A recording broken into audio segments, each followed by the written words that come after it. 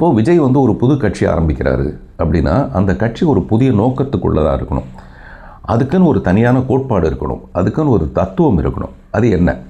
ஏற்கனவே இருக்கிற ஒரு கட்சி மாதிரி இன்னொரு கட்சி நமக்கு தேவையில்லை. அப்படி தான் விஜயோட கட்சி. அவர் என்ன வேணாலும் பேசலாம், என்ன வேணாலும் செயல்படுத்தலாம். மக்கள் திலகம் எம்ஜிஆரும் அந்த மாதிரி தான். அவருக்கு நல்ல எண்ணம் இருந்தது. அந்த மாதிரி இவரும் வந்தார்னா எதையோ செய்வாரோ அப்படிங்கிற எல்லாரையும் மாதிரியான எதிர்பார்ப்பில் தான் நானும் இருந்துகிட்டு இருந்தேன். இப்படிலாம் நான் அவரை பெருமைப்படுத்தி பேசினதுனால தாவேக்கால வந்து நான் ஏதோ ஒரு பதவி எதிர்பார்த்ததாகவும் அதை நான் அவர்கிட்ட கேட்டு அவர் கொடுக்காததுனால நான் கட்சி மாறிட்டதாகவும் இப்போ சமீபத்தில் ஒரு பழி ஒன்று வந்துகிட்டு இருக்கு.